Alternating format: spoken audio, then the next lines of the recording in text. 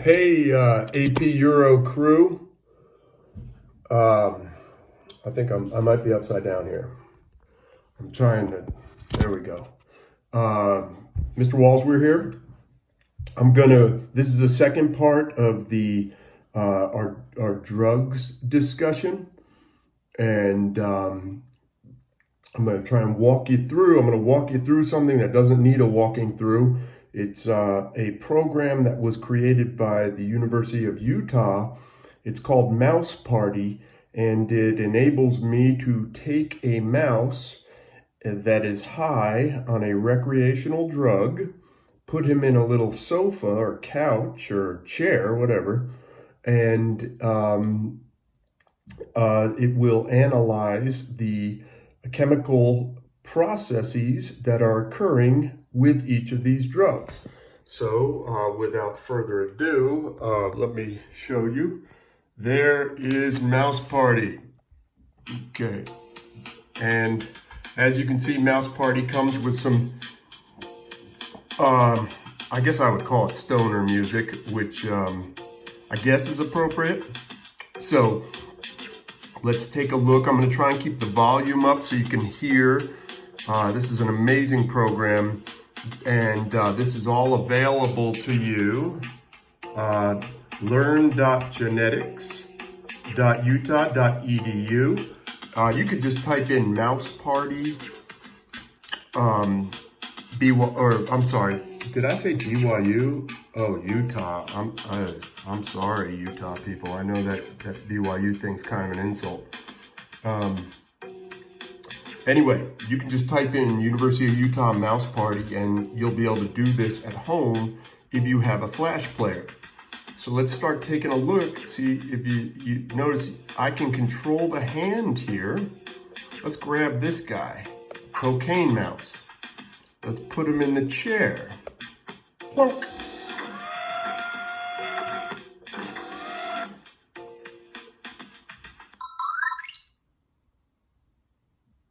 Dopamine transporters are responsible for removing dopamine molecules from the synaptic cleft after they have done their job. Okay, there we go. So you can see, take a look at this. You have your dopamine receptors, which we've been talking about a bit. You have your dopamine neurotransmitters here.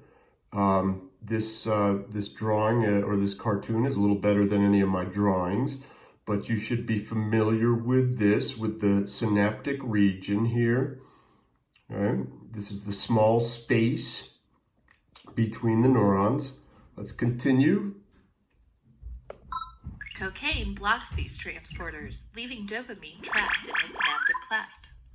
As a result, dopamine binds again and again to the receptors, overstimulating the cell. Dopamine binds again and again to the receptors, overly stimulating the cell. Like other drugs, cocaine concentrates in the reward pathway. However, it is also active in the part of the brain controlling voluntary movements. This is why cocaine abusers are fidgety and unable to be still. Nice. You see what a good job Utah does with this? Let's move on. He's dumped. There, dump him out. Okay. Oh, Ecstasy Mouse is coming. Come on. Get there.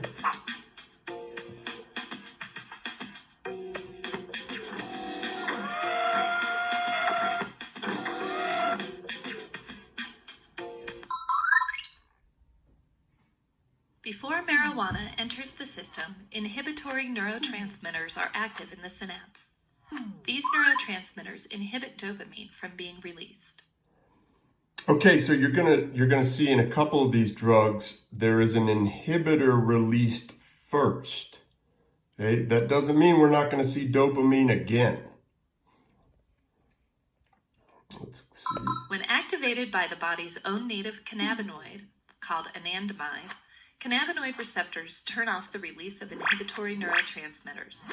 Without inhibition, dopamine can be released. Okay, so what's happening is you have these cannabinoid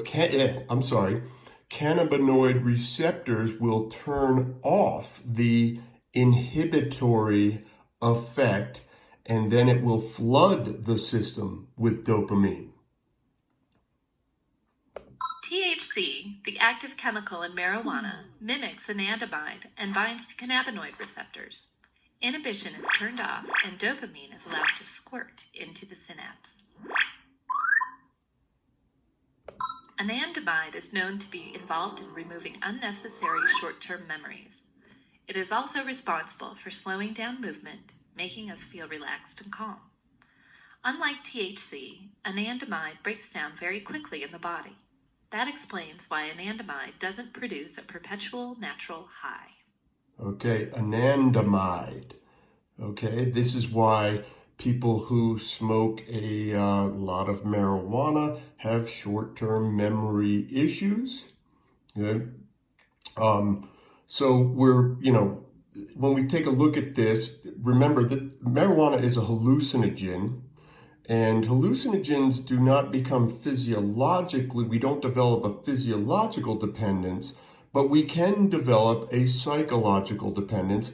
And that is primarily due to something like this we get this feeling of calm from the marijuana. Therefore, we can develop a psychological dependence towards that feeling of calm. But your body does not need marijuana after marijuana use. It does not incorporate it into its normal physiology.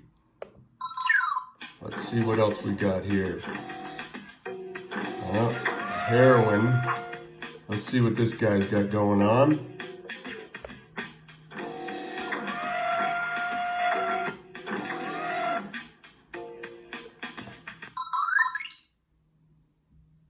Before heroin enters the system, inhibitory neurotransmitters are active in the synapse. These neurotransmitters inhibit dopamine from being released. Again, you'll see the inhibitory neurotransmitter going in there, preventing the dopamine from being released. However, when the body's natural opiates activate opiate receptors, the release of inhibitory neurotransmitters is shut down. Without inhibition, dopamine can be released. You see, they do such a good job with this. But there's your dopamine receptor, your dopamine, the neurotransmitter is coming out and occupying the receptor area. And what we have is a very addictive process, and you will see why in a moment. Heroin mimics natural opiates and binds to opiate receptors, turning off dopamine inhibition. Dopamine is allowed to flood the synapse, producing immediate feelings of sedation and well-being. Neurons with opiate receptors are in parts of the brain responsible for the transmission of pain signals, stress response, and emotional attachment. Our body's opiates are natural painkillers, effective when we have sustained massive injury. This is why morphine, a drug related to heroin, is used as a painkiller. Okay, so the opioids, these are natural painkillers. Opiates are natural painkillers. And these are the kinds of things that you will see if you go to a hospital. You may be hooked up to intravenous morphine, which is an opioid. They are very addictive. Because the body develops a very strong physiological addiction to these particular opiates. Let's see. Let's grab that. Which one's this guy? Did we get this guy?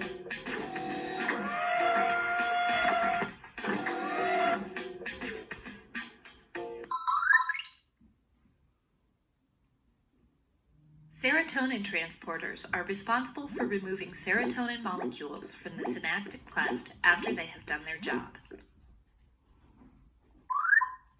Good. So we're going to now, with ecstasy, we're going to be looking at serotonin rather than dopamine. Ecstasy mimics serotonin and is taken up by serotonin transporters. In fact, ecstasy is more readily taken up than serotonin itself. See how the ecstasy, by mimicking the serotonin is going to be able to be taken up into the transporter area. Now watch what happens. This interaction with ecstasy alters the transporter. The transporter becomes temporarily confused and starts to do its job in reverse. The transporter starts transporting serotonin out of the cell. The excess serotonin becomes trapped in the synaptic cleft. As a result, it binds again and again to the receptors, overstimulating the cell. There you go. So it's been the drug, there's been a disguise put on, like an agonist goes in there and starts sending new messages. And that new message is act in reverse, pump out serotonin. It then starts binding and binding and binding, and thereby creates that sense of euphoria. Ecstasy affects serotonin pathways responsible for mood, sleep, perception, and appetite. Ecstasy also indirectly interacts with the reward pathway. The excess serotonin stimulates a milder release of dopamine along the reward pathway, giving ecstasy slightly addictive properties. Okay. One more, I think we got. I want you to see methamphetamine. Where is meth mouse? That's the one I want.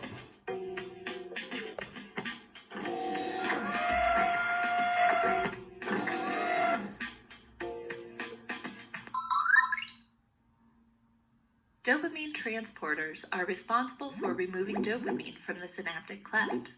Because meth mimics dopamine, it is taken into the cell by the dopamine transporters. Very similar process to the ecstasy process. Okay, that the agonist mimicking the dopamine, getting pulled in, and then they can start rewiring the process. Once inside the cell, meth enters the dopamine vesicles, forcing the dopamine molecules out. The excess dopamine in the cell causes the transporters to start working in reverse, actively pumping dopamine out of the cell and into the synapse. There you go. The excess dopamine becomes trapped in the synaptic cleft. As a result, it binds again and again to the receptors, overstimulating the cell. Very similar process to the ecstasy process. Meth is highly addictive because it works directly on the brain's reward pathway, making the user feel intense pleasure and exhilaration. And that therein lies the, not only is it a dopamine response, which is very addictive, but it acts directly on our reward pathway, which makes it pretty much second to none in in the feeling part of this, okay? Which makes it both very psychologically and physiologically addictive. Okay, so there you have, let's see, let me silence this. Okay, so there you have Mouse Party. There they are all hanging out. Once again, if you want to play with this, you go to learn.genetics.utah.edu, content addiction mouse, or just type in Mouse Party. Now, the reason I went through this whole thing with you is because you need a flash player, and I don't know if your computers have flash players, so I kind of went through it. But if you do have a flash player, go to Utah and play with this. The article I give you this week will be an article that I choose because it deals with psilocybin and psilocybin research. So anyway, enjoy. Hope you're doing well, and I'm probably upside down, and I miss you. Hope everybody's doing great. We'll see you soon, I hope. Oh no, I guess we're not. We aren't coming back to school. That's kind of bumming me out, but it's all for good reason. We don't want to get back too early, but I miss you, and I hope these videos help a little. I hope that my daily lectures are helping a little. And any questions, 24-hour office hours, you just email me.